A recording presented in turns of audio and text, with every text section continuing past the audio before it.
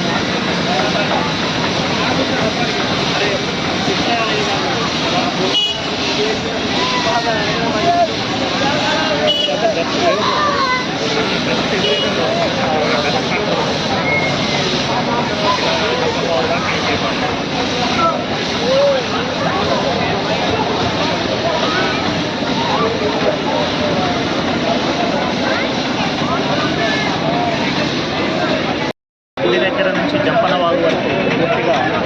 నీటితో రోడ్డుగా కడిగేసి కారణం ఏంటంటే డస్ట్ లేకుండా షాపుల దగ్గర భక్తుల కోసం కానీ ఎలాంటి ఇబ్బందులు పడకుండా ఉండే విధంగా పూర్తిగా కడిగేసి ఈ 12 ప్రతిరోజు కూడా వచ్చేటటువంటి భక్తుల సౌకర్యార్థం ఎలాంటి పారిశుద్ధ్య లోపం లేకుండా ఎక్కడికక్కడ ప్రతిరోజు కూడా డంప్ యార్డు మొత్తం చక్కన ఎత్తివేయటం, బ్లీచింగ్ చల్లించడం, మరియు కెమికల్స్ స్ప్రే చేసి దుర్వాసనలు వ్యాపించకుండా చూడటం, దోమలు స్ప్రెడ్ కాకుండా చూసుకోవడం, ఈ కార్యక్రమాలని ప్రతిరోజు కూడా గౌరవ కలెక్టర్ గారు మరియు అడిషనల్ కలెక్టర్ గారు మరియు జిల్లా పంచాయతీ అధికారి వీళ్ళందరి యొక్క ఆదేశాల మేరకు నిరంతరం ఈ కార్యక్రమాన్ని చేస్తూ భక్తులకు ఎలాంటి అసౌకర్యం రాకుండా మా ప్రయత్న భాగంగా పారిశుద్ధ్య కార్యక్రమాలు నిరంతరం